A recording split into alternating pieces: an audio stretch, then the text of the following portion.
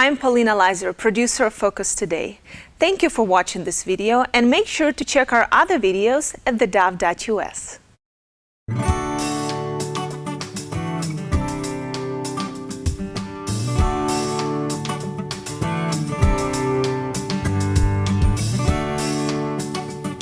Welcome to Focus Today. I'm your host, Perry Atkinson, and what a delight to have back with us Joe Messina. He's the host of the Real Side radio show, and he's got his ear to the ground, and I appreciate this, brother. By the way, his website is therealside.com, therealside.com. Hey, Joe, how you doing, man?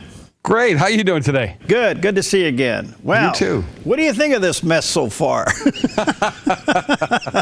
Well, I think it's a view of what the bigger problem is in this country. I mean, think about what we're considering as president of these United States. I mean, the characteristics of both candidates. I think we need to rethink after this presidential election as to what this country, what we want as Americans, as Christians. Yeah, well, you know, one of the questions keeps popping up and say, gee, 348 million people in this country, this is the best we can do? And I've always said, yep, this is where we are. This is a result of what we've done to ourselves. Yeah, I agree with you. If you think about it, look, we have what, 100 million, a little over 100 million votes are cast, which tells me that you've got another 100 million people that are staying home overall. It's really scary. And from a biblical standpoint, if you believe that God gave us government, if God gave us this gift, why are we ignoring it? Why are we not putting our best people forward? Are we doing it out of fear? Are we doing it out of ignorance? Why can't we get good, solid, decent candidates to be out there and to be in public service, if you would? Yeah. Hey, I want to jump ahead on a question here. It's kind of been bugging me, so I really value your response to this.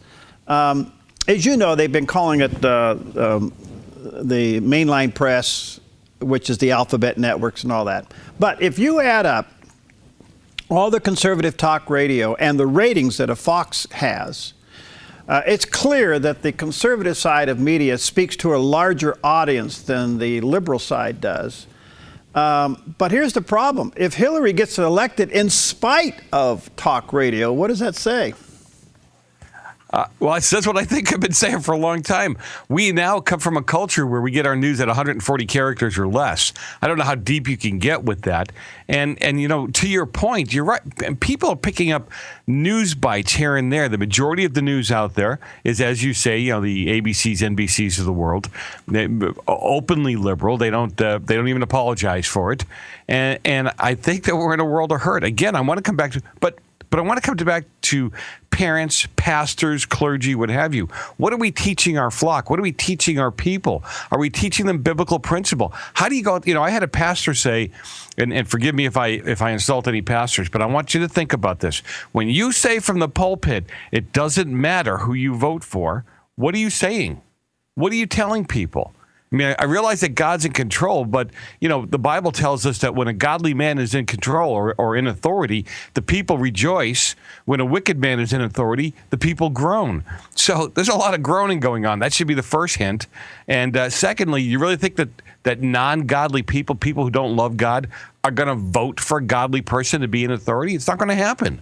So I think we really need to rethink. If we want this wonderful country, this wonderful gift that God gave us, if we really want it to flourish and do well, I think we really need to rethink our stance in the churches when it comes to those of us who do believe in God.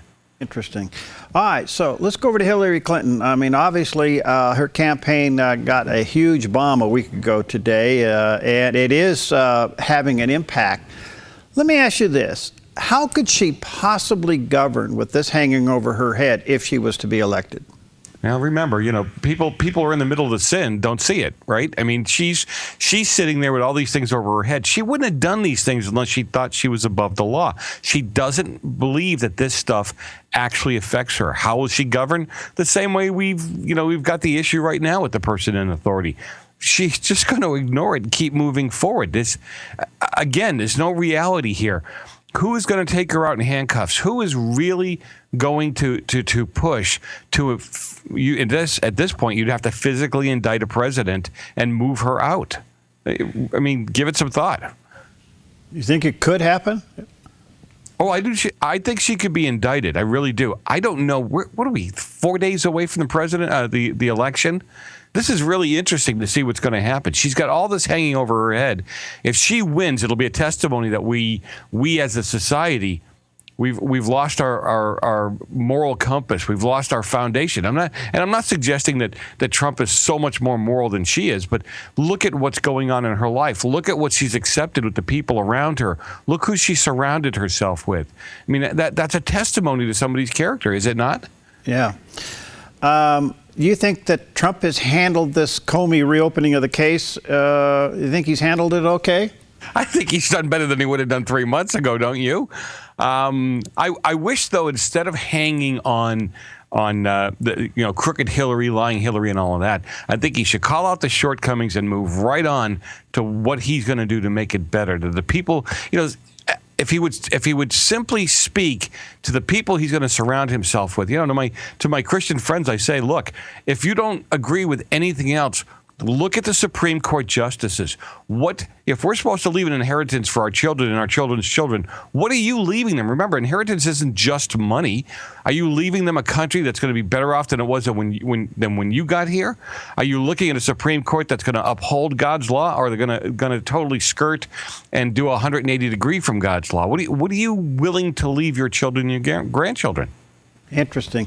It's been interesting to notice that during this election cycle, a lot of religious organizations, faith-based organizations, have really been working hard to get people to turn out the vote. Mm-hmm. But you don't hear that motivation from the pulpit. No, they're afraid. Fear.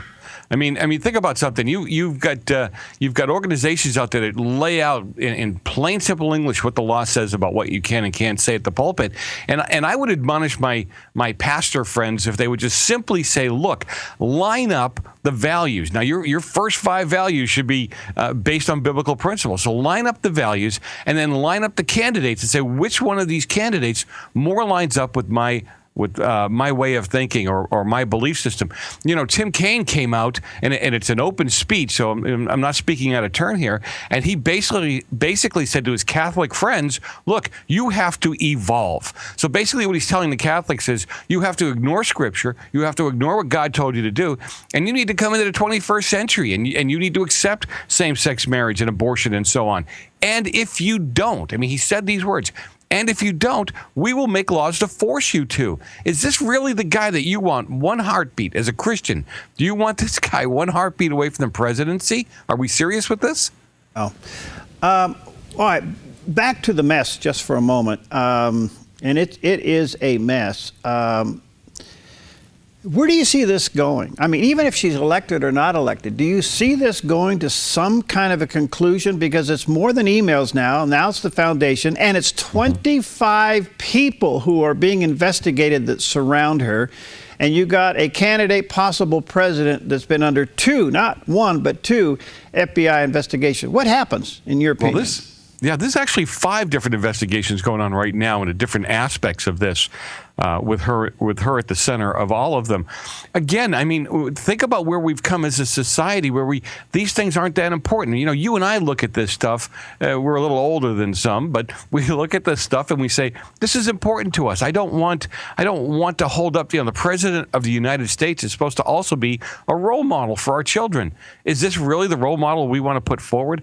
Look, I'm sorry, but I'm sitting here believing and praying and hoping that Donald Trump is our next president. I believe he'll surround himself with the people that will help him make the right decisions. I think as a successful business owner, he understands how to delegate. He understands how to take information from others. I don't believe that of Mrs. Clinton and her crew. I think she doesn't see this as a hierarchy. She doesn't see really where her power lies, where it starts, where it stops. I gotta say, I think we're in a world of hurt if Mrs. Clinton becomes the next president of these United States. I really believe that. Franklin Graham went to every capital in every state and held a prayer meeting, and some of those prayer gatherings were the largest events ever on the Capitol steps of those capitals. I can't imagine for a moment, Joe, that would go unrecognized in heaven. We've got to get President Obama won by what? Just under 5 million votes. 20 million evangelicals admitted they didn't come out to vote. I don't know how I'd look.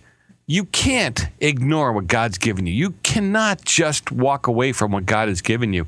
And this lesser of the two evils, I don't buy it. There's still a person that will do a better job. So if you need to be on your knees for a little bit, then get on your knees, shut up, shut the TV off, and ask God for guidance on what direction to go in. But we don't really need his guidance in this one. It's very obvious as to who would hold up godly principles and who wouldn't. You will get what you deserve.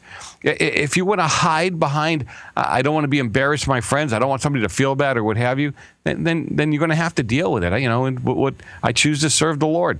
That's basically where I'm coming from. Good for you, my friend. Good to see you again. Again, Joe's program is entitled The Real Side Radio Show. You can go to therealside.com.